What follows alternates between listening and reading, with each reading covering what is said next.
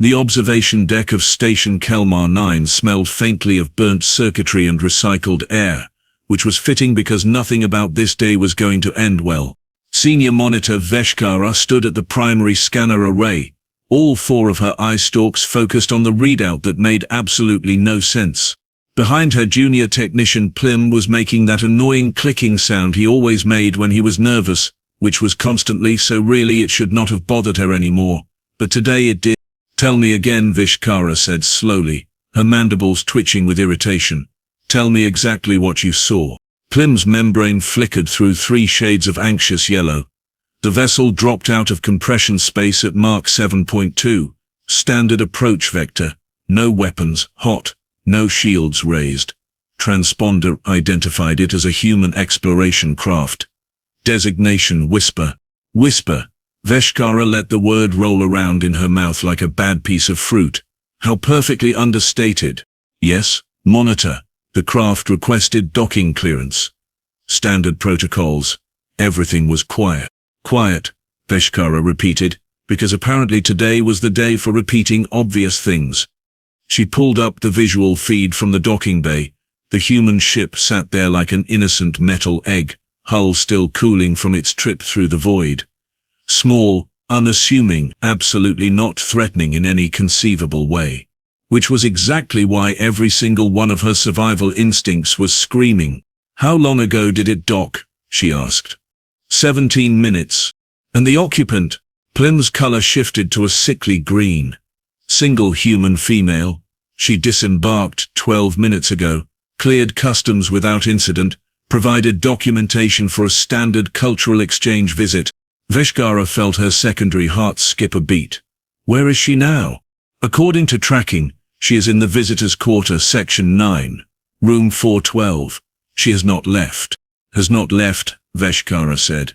And this time she was definitely repeating things, because her brain was trying to catch up with her instincts. She had been monitoring this sector for 16 cycles. She had seen Krellian war parties announce themselves with more subtlety than humans typically managed. She had watched Varath traders negotiate with less aggression than humans showed ordering lunch. Humans were loud. Humans were brash. Humans did not do anything quietly. Except, apparently, today. "Pull up everything we have on human behavioral patterns," she ordered. "Cross-reference with military databases. And for the love of the twin suns, stop clicking." Plim's clicking intensified. "Monitor, perhaps we are being overly cautious. The human has done nothing wrong." "Yet," Vesh'kara muttered. She began scrolling through files, her eyes splitting their attention across multiple screens. Human exploration vessels. Human diplomatic incidents. Human, and this was her favorite category. Absolutely inexplicable acts of chaos that somehow resulted in survival against impossible odds. There. A notation from the Galactic Council Xenopsychology Division.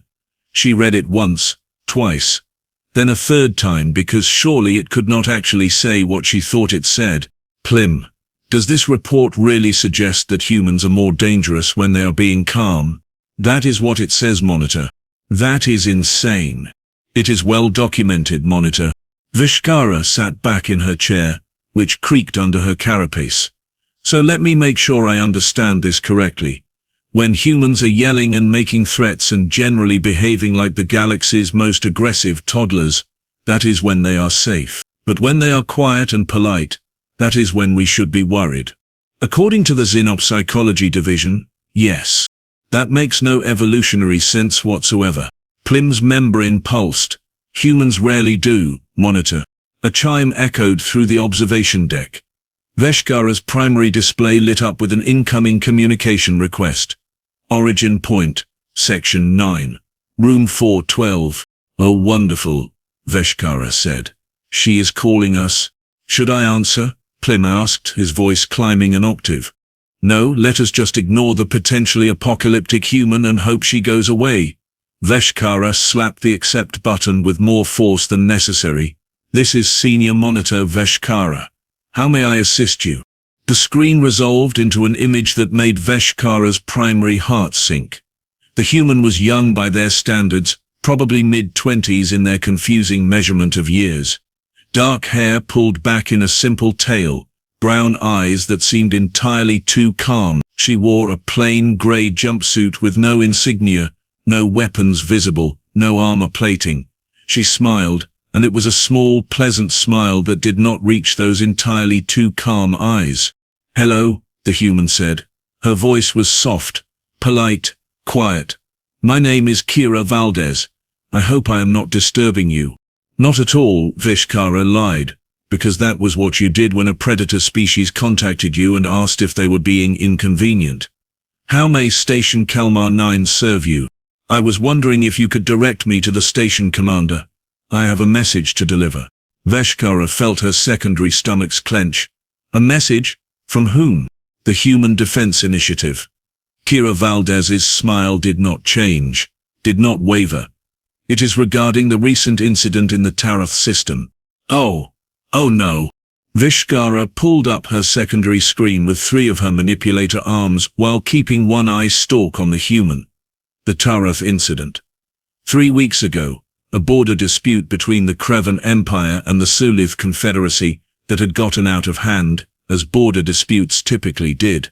Shots fired, ships destroyed, and if memory served, one human research station that happened to be in the area conducting mineral surveys. The human research station that had been destroyed. And here was the part that made Vesh'kara's exoskeleton itch. 17 humans on board. "I see," Vesh'kara said. "Because what else was there to say? The station commander is currently in a meeting. Perhaps I could take a message?" "That would be acceptable." Kira Valdez folded her hands in front of her, perfectly composed. "Please inform Commander Thexnal that the Human Defense Initiative has completed its investigation into the destruction of Research Station Hadley. We have determined the responsible party. We are here to discuss appropriate responses." The way she said appropriate responses made Vesh'kara want to crawl into her shell and never come out. "I will pass that along," Vesh'kara said. "Is there anything else?" "Just one more thing." Kira's smile finally changed. It got smaller, tighter. "Could you tell me where I might find representatives from both the Krevan Empire and the Sulith Confederacy? I understand they maintain diplomatic offices on this station." Plim made a sound like air escaping from a punctured hull. Vesh'kara considered lying. She considered claiming ignorance. She considered activating every single emergency protocol the station had and spacing herself before things got worse. Instead, she did what any sensible being did when facing down a calm, quiet, entirely too polite human. She told the truth. "Level 15, Vesh'kara said. The Krevan maintain offices in Section 3. The Sulith are in Section 7. "Thank you so much," Kira said. "You have been very helpful. I will be heading there shortly." "Oh, one more question, if you do not mind." "Of course," Vesh'kara lied again. "Does this station have an evacuation protocol?" The question hung in the air like a grenade with a pulled pin. "We do," Vesh'kara said carefully. "Standard procedures for all Galactic Council stations." "May I ask why you are curious?" "Professional interest," Kira said, and her smile was back to that pleasant, mild expression that made Vesh'kara's survival instinct scream louder than a Varath opera singer. "I like to be prepared. Thank you for your time, Monitor Vesh'kara. I hope the rest of your shift is uneventful." The communication cut off. Vesh'kara stared at the blank screen for exactly 3 seconds. Then she spun toward Plim so fast she nearly fell out of her chair. "Get Commander Thexnal on the line right now." He said he was not to be disturbed during his... "I do not care if he is molting in a meditation chamber. Get him on the line or I will personally drag him to this deck by his antenna." Vesh'kara pulled up the security feeds for level 15 and activate protocols for a station-wide alert. Nothing loud. Nothing obvious. Just get everyone to acknowledge that we might need to evacuate at a moment's notice. "Monitor, surely you are overreacting. One human cannot." "Cannot? What?" Vesh'kara rounded on him, all 4 eye stalks focused with laser precision. "Cannot take on 2 galactic powers? Cannot threaten an entire station? Plim, do you know why humans smile when they are angry?" Plim's membrane had gone completely white. "No, Monitor." Neither do I, neither does anyone. But every single species that has tried to find out is either extinct or has learned not to ask questions. She turned back to her screens, pulling up everything she could find on human military responses to civilian casualties. Get me those communication links. And Plim, yes, Monitor. Start praying to whatever gods you believe in that I am wrong. But she was not wrong. Deep in her secondary brain, in the part that had kept her species alive for 10,000 years of evolution, Vesh'kara knew exactly what was about to happen. The human had arrived quietly, which meant the noise was coming very, very soon.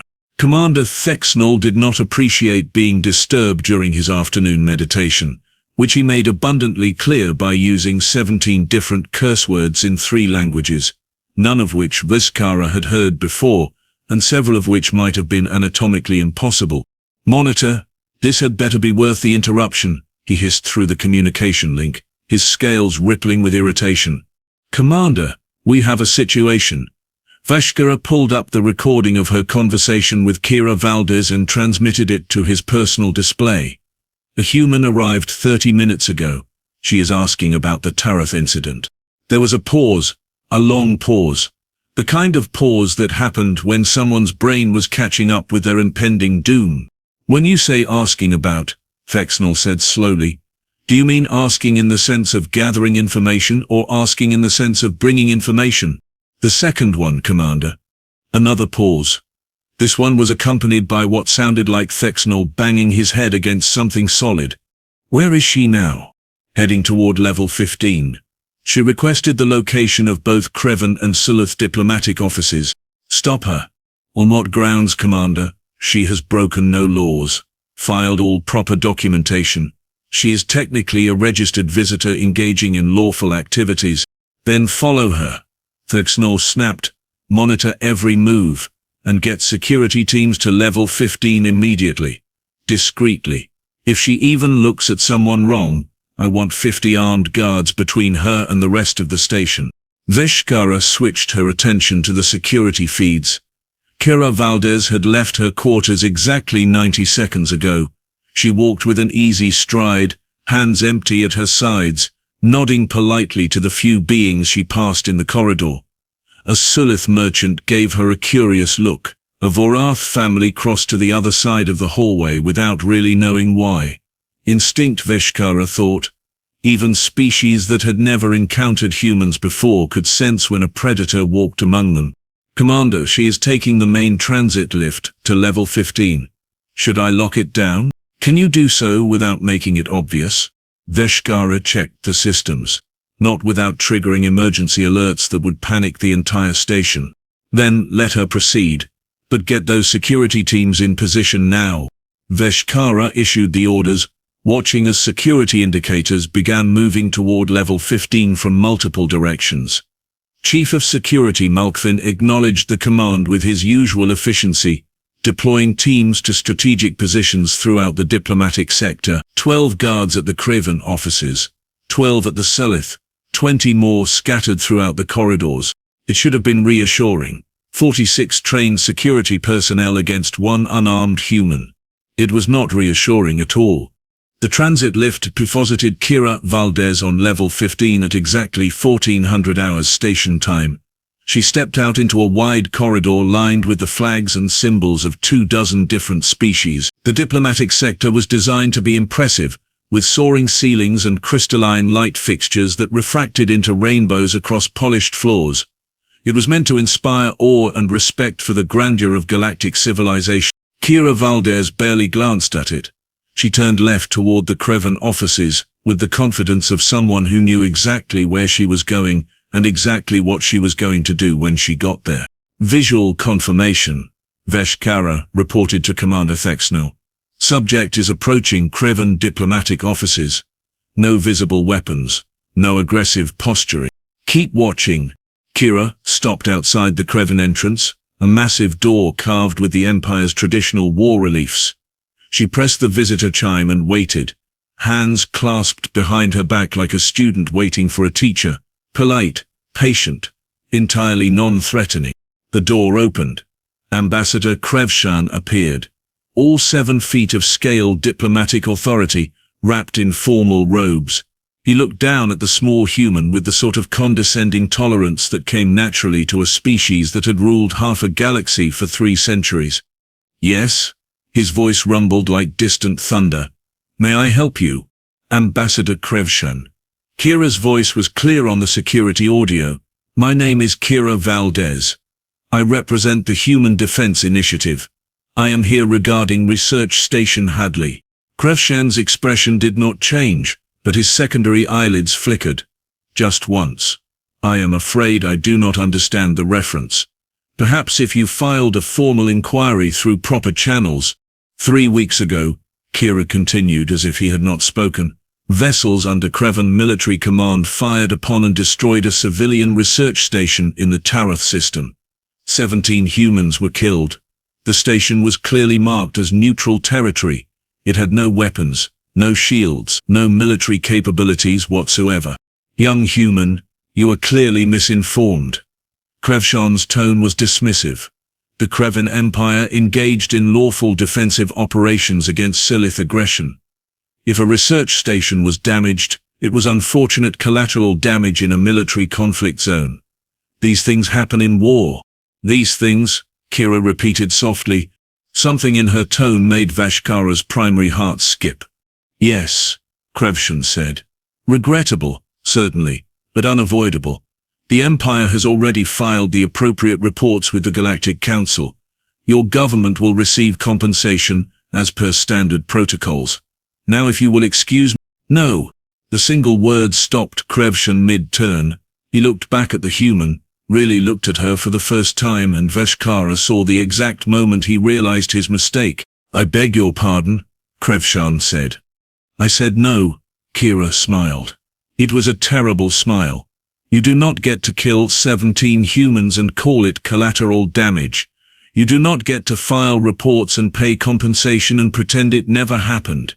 You do not get to excuse yourself from this conversation. I do not appreciate your tone, and I do not appreciate your empire murdering civilians."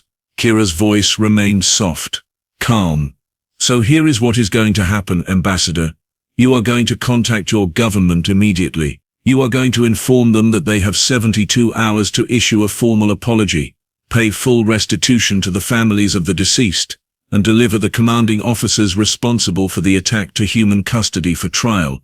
Krevshan laughed. It was a deep, booming sound full of genuine amusement. "Or what, little human? You will file a complaint? Lodge a protest? Your species barely controls 3-star systems. The Krevan Empire spans 200 worlds. We do not negotiate with—" Kira held up one hand. Just one hand, palm out.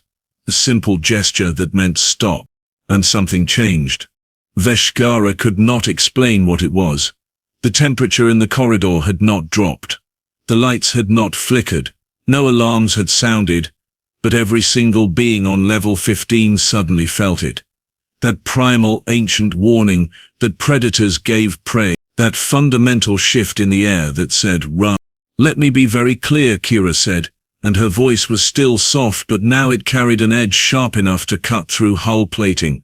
"I am not here to negotiate. I am not here to threaten. I am here to deliver a message.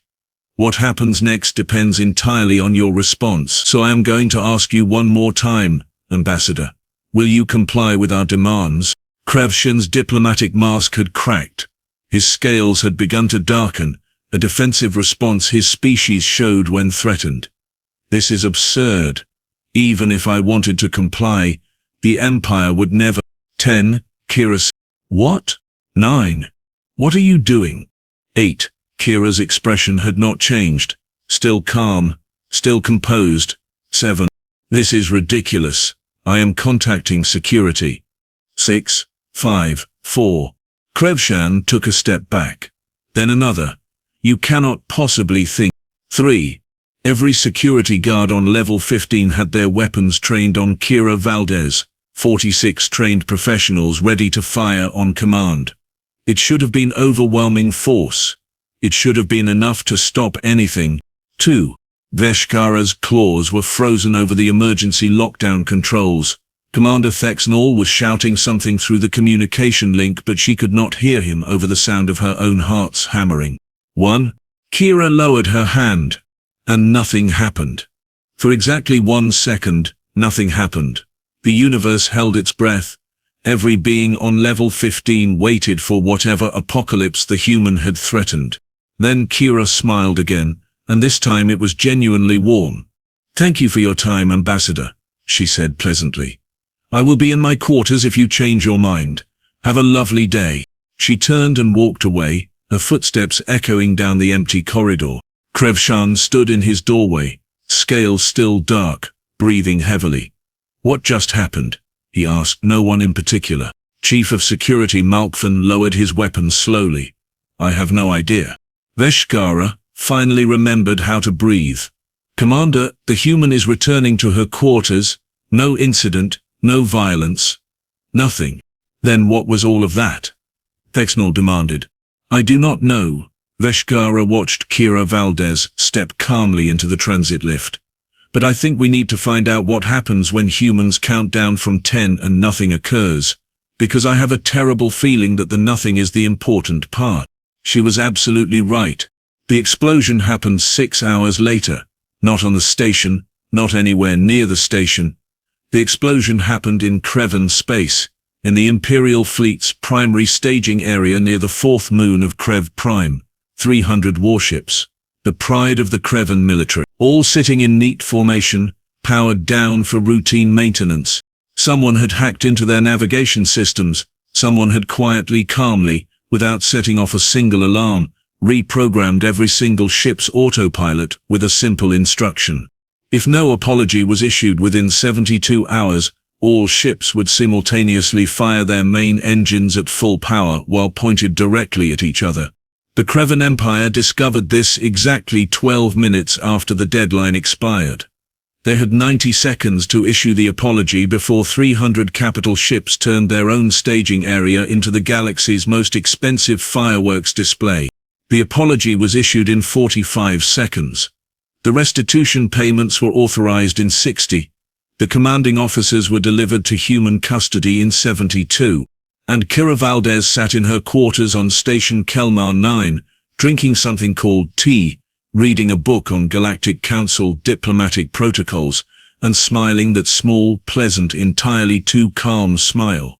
Vesh'kara watched her on the security feed and finally understood what the xenopsychology reports had been trying to say.